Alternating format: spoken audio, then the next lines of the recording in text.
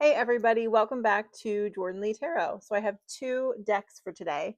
We have the Goddess Guidance Oracle cards, and then the True Heart Intuitive Tarot deck. So I don't use this True Heart deck as much as I would like, and every time I utilize it, I love it, but it's in a bigger box than some of the other decks, and it just kind of finds its way to the back of the bookshelf or to the bottom of the box, or and it just doesn't get utilized as much. So trying to rectify that, because it is really a powerful deck. It's got its own set of messaging, but we are going to use it in the traditional tarot sense for today and see what wants to come through. So, all right.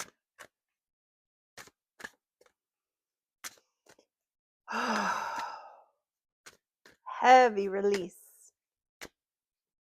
I'm feeling a tight constriction in my chest.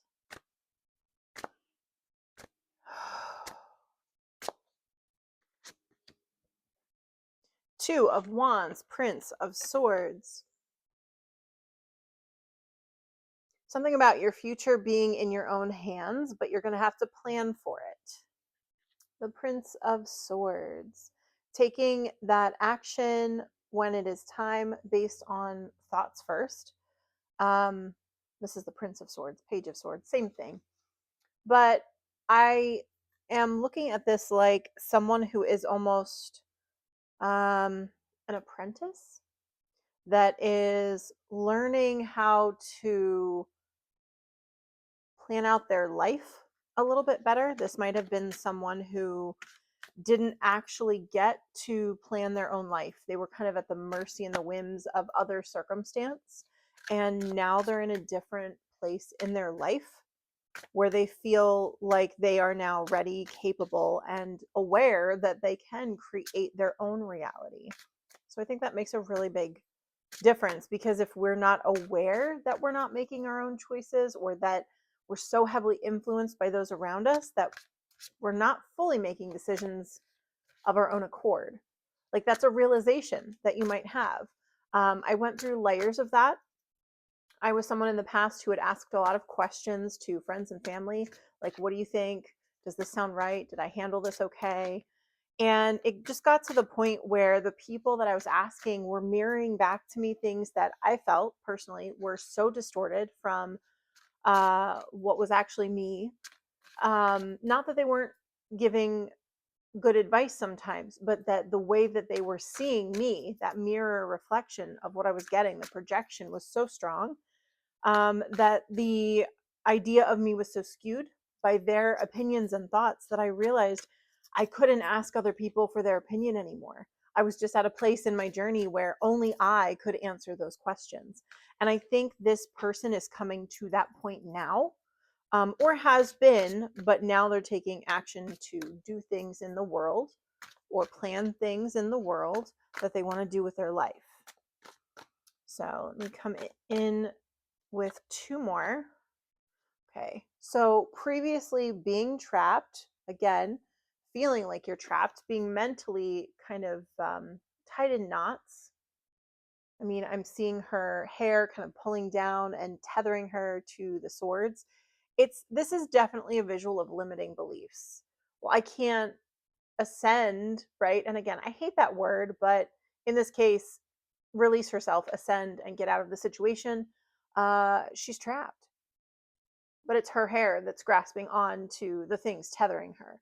So this, I think, is a previous energy. Princess of Wands.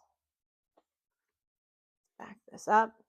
Queen of Swords. The Queen of Swords is very, very powerful to slice off anything that does not serve. It can be a bit of ruthless energy, and I think that's almost necessary in this situation, because you need to release yourself from these thoughts. So maybe the hair is still grasping onto the swords, but that part of the self that is the Queen of Swords is like, let me help you out with that, and just chops the hair off and releases that person, right? This is higher thinking, higher thought, but from a place of clarity. It's how do I want to say this? This energy is, I think this card gets a bad rap. Sometimes it can be a bit of a bitchy woman card. I believe that the Queen of Swords is someone who just doesn't take any shit anymore because they were a person that did for a time in a previous iteration of their self. And now they're like, I'm so done with this. I'm just going to chop it off. And so there is, again, the Seven of Swords card. It comes through for me quite often as a strategic card. So I think this is because these came out together, this is the Queen saying, I have to be strategic about how I release this, how I cut myself free, but I'm going to get there. And there could be previous things that are tying this person down from their past. But this energy is stepping forward. So I look at this person as stepping through a threshold. And again, this is as the Prince of Wands, but don't look at it as a specific gender. It is just someone who is literally walking through the fire, walking through the fire, and becoming, because the Princess of Wands is not yet the Queen of Swords, but once she gets through the threshold, then she realizes, I'm not on fire anymore. I'm not putting out other people's fires anymore. I am now free to truly be the queen that I am and cut out this crap. So I think this is a very powerful energy of releasing and freeing yourself from things that really had entangled you. I mean, look at how limited, bundled this person is. Again, this could be a result of physical things in the world that are tying you down, that you will need to untie yourself from. But there's also limiting beliefs that allow those things to tether into your life. Okay, so the way that beliefs work is that belief structures settle in from childhood. We're developing those thinky thoughts and anchoring them within ourselves from the time we're born up to about 7 years old. The brain is in a predominant theta state, meaning that it's very susceptible. People always say that children are like sponges. This is very true. They're taking in all the stimulus and they're creating belief structures that they hold for the rest of their lives because it's such a formulative time for small little people. So as a result, as you get older, you have limiting experiences in your life, you have reoccurring problems, and you don't understand because as an adult, you have, kind of evolved some of those things, but the base belief was formed when you were a child. So a lot of times when we talk about going back and healing the inner child, that's what we're talking about. We're talking about healing beliefs that you created when your brain was just so very small. I think it is a very challenging, almost comedy of life, that the things that we build the structure on are something that we're building when our brains can't even rationalize things yet. So if your parents always had to go to work, that might create an abandonment wound as a child, depending on how your parent left you every day. And so that makes a difference. So I always kind of joke, like, yes, we actually can screw up our children. And I don't say that lightly, because now that we know a lot more about child psychology and child rearing and what they need, um, that phase when they're about 2 or 3 and they keep saying no, there's a lot that has less to do with defiance and more to do with brain development and where they are. And it's up to the parent or the caregiver to have an appropriate response to counteract that and nip, potentially bad behavior or defiant behavior in the butt. But it's also about really truly understanding that this is something that their brain needs to be doing right now. But it's now your job to take that next step and help their brain evolve. Okay. And this is a very, very powerful instrument that we're now learning how to use the brain and go back as adults and fix those things that we had as children. So this is limiting beliefs that anchor within the self. And then it goes beliefs first, anchors in, then the external things happen in our lives, and then we become aware of them, and then we freak out and go, why is all this bad shit happening to me? It's because of your actual limiting beliefs. That is the structure that this builds to. Okay. So if you did not have the limiting belief, those external things would not end up happening. So there's a lot to this, and I don't want to overly simplify it in a tarot reading, but I also don't want to overly complicate a simple tarot reading. Um, Hopefully those that are on this channel know that I go pretty deep and try to offer a lot of nuanced lessons in the tarot. So this jumped out: inner goddess, awaken the goddess within you through dance, self-care, and appreciating your divinity. I get more of a neutrality in this card. This is not so much about um, that divine feminine energy. This feels like an overall awareness of your divinity, that you have this power to create. We are created in the image and likeness of Source, of God. That's what we forget or we misinterpret. Yes, we are. We are also capable of creating. We are given that power because we are a piece of Source. And growing up in a religion, in a set religion of Catholicism, I was taught that that was blasphemous. As I got older and wiser and developed in spirituality, I understood that, there's a limitation in belief with some of the set religious structures. I don't think all religion is bad. I think it's actually a starting point to formulate the first parts of the brain so that we have perimeters and guidelines, but then we go deeper and we understand some of the hyperbole that was used in the Bible, the parables that Jesus used and why he used them. People who read the Bible literally are really not getting the depth of all of that. So all this to say, you are divine. You have that power to create your own existence, your own life. And this person from the beginning is coming into that realization: oh, I actually have the power to create this for myself. And so that Two of Wands card really feels like you're looking at the options and watching things formulate and going, oh, wow, this is really cool. I really, really love this, that I can actually create something myself. My gosh, a lot is jumping out here. Leap of faith: take a risk and put your heart's desire into action.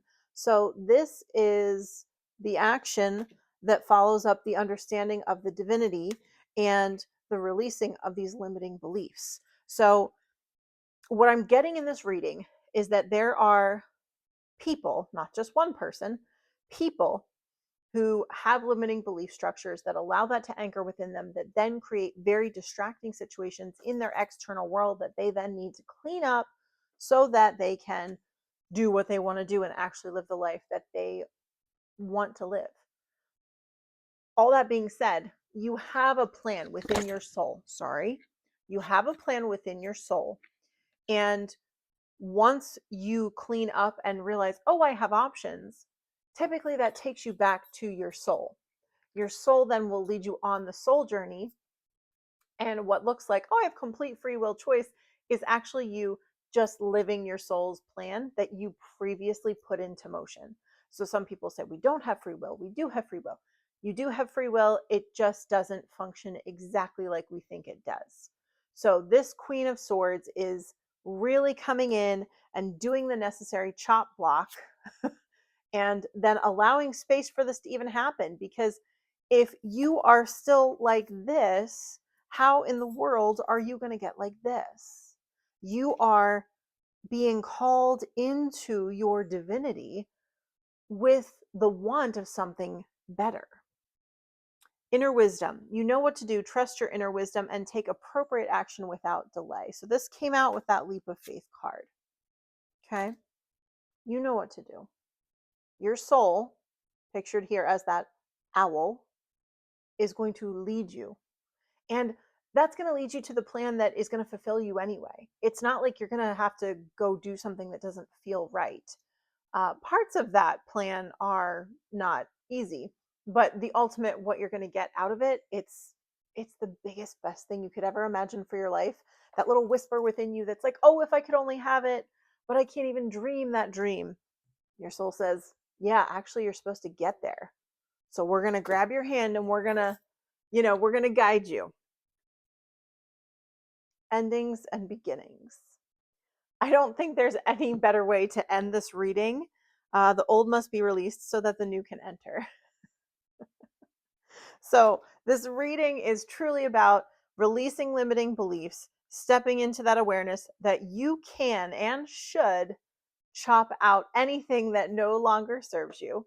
And this doesn't just have to be a limiting belief, as in people with money are bad, or I can never have the family life I want. Those are kind of bigger, more obvious ones. I think this is a collective that might already have the big picture things in place. You might have more nuanced limiting beliefs. Um, there are very strange ways that the brain as a child develops beliefs. And when you look back at what was actually happening, your parent was doing something completely benign, but it did formulate as a trauma in the brain of a child. That is also something that could have happened. There's real trauma that happened, but there's also, and what I'm talking about is those nuanced things that aren't overt. They don't come in with a flashing neon sign, but they're causing problems now. And you think, I've cleaned up a lot of my big limiting beliefs. I don't understand why I'm having such a problem manifesting the money I need to even exist and live. But there was a scarcity mindset that kind of was developed and attached to something, um, maybe with just a difficulty in receiving. I had an experience personally as I was growing up that it made gratitude something that was pushed. You should be grateful. You should be grateful. And so as an adult, I realized how difficult it is for me to hold something, receive something, and be grateful for it, because it always felt like a punishment because of the way that it was introduced to me at a younger age. So these are the types of things. It's not to blame the parent or the caregiver. It's just to understand how the brain works, how it formulates things based on our life experiences, and how it's really, really time to clean that up. And that's our job. That's our job. Whatever happened, in our previous experience, it's now our job to use these skills. This could also be a bunch of skill sets that you've been gathering, or a bunch of beliefs that you've already cleaned up. These already represent victories. You've slayed those dragons and you've kept the sword from each one of those kills. Sounds very violent, but I mean, I'm being metaphorical here, that you've been victorious over numerous things. And it's interesting because this is 7 swords. The queen has 1 sword, and this is the 8 of swords. So I think that this collective already did a lot of work, but there's one maybe more hidden problematic issue that's really been eluding them. Again, the swords are all over this reading. The Prince of Swords was the very first card that jumped out with the 2 of Wands. And I think that's that last sword, that last piece that needs cleaned up before you can actually begin. So, this is a very, very powerful soul reading today. I hope that this resonates with a lot of you. I think this could mean many things for many different people, but I think you're already at the point, you're either here now where you're walking through the fire, or you have walked through the fire and you are in the Queen of Swords energy. She is, I'm going to call her the hero of this reading. And that is clarity of thought, but then followed up by let's slice off what doesn't work. I now understand these limiting beliefs, and I now say, I don't need them anymore. I needed them to survive up until right now. And now I realize they're choke holding me. They're keeping me in place, and it just no longer makes sense to keep them around, because I am part of the divine universe and I know what I need to do. And that is to take that leap of faith. All right. Well, I hope this message had value for you. I hope I'm not too ranty. I always want to make sure that I really pull through the energy of the cards. So sometimes when I get very emotional, it's the energy of the cards building and building and building and building because this is a powerful message. This leads me into, if you have questions about limiting beliefs, I'm actually working on a limiting belief prompt workbook to help you. They call it digging for beliefs. And this workbook can help do that. But I do also offer one-to-one theta sessions where we can go in, look at some of those beliefs, and I can actually help witness and heal them for you. So it's a very, very powerful tool. It's a very fast way to go in there. And it can be painful to go in and go to those deep places, those nuanced places, and then become aware, bring it out into the light, look at it, and then find a way to move that energy and witness it clearing. And that looks very different for each person. So if this is something that, is calling you, please reach out and we can talk about theta healing. I don't have a whole lot of set protocol for theta sessions yet. I've been doing theta sessions on and off for a few years now, but I really think that when I'm called, especially in this platform, to reach a lot of people, if healing beliefs feels like something that's calling you, yelling at you, like this needs to be done, I don't know how to do it, please reach out. If not me, I have other theta practitioners that are very good at what they do. And, it is my hope to help heal these lasting pieces that people who are already very self aware are just still struggling. And I say that as someone who has cleaned up a lot of my own limiting beliefs, even after years of therapy and years of introspection and years of reading my own tarot.